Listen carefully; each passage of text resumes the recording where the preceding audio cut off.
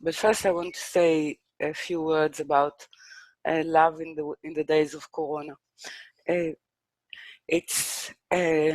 is to do with a study, and I know that many people with seemingly religious authority use this time to scare people to believe, or to scare them, or to coerce them into doing something that they are using what is happening as a threat in terms of therefore you need to do what I'm telling you. So it seems that anyone who is using that way is actually not stand with a very deep misunderstanding of the offer of the time. No one can say that he fully understands the full scope of what is happening, but there are a few things that we at least might look at them without or ponder upon them without actually jumping too quickly into conclusions.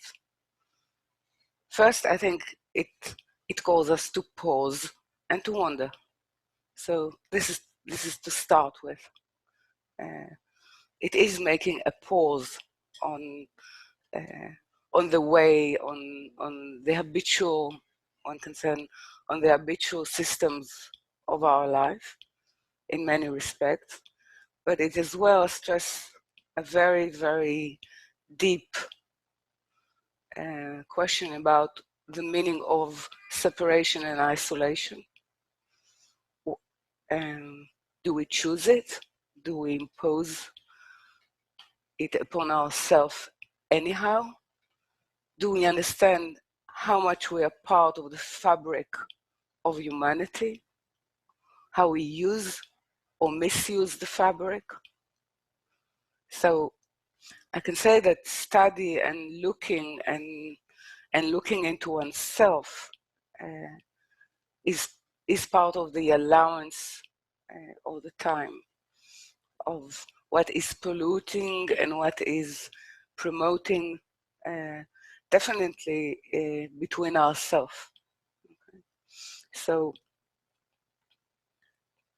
there is a possibility to look at what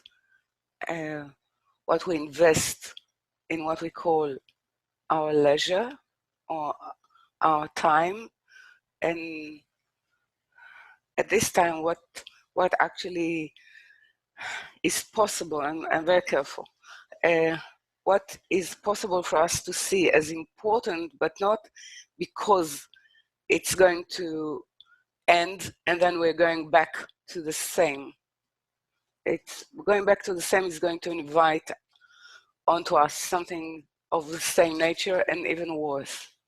So it's really, I think it's a gift for us to look what we actually do not want to give up, what kind of ties, what kinds of mutuality for what we think it's important to gather, and what is actually risking something with no reason.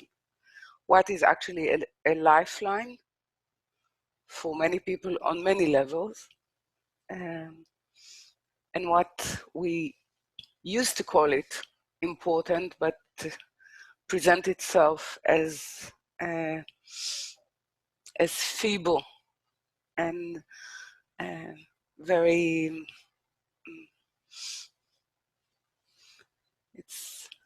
It's the tendency it has in it. The frailty of it is the tendency to break when it is not important. So it's an offer, and I think it's very, very gentle. So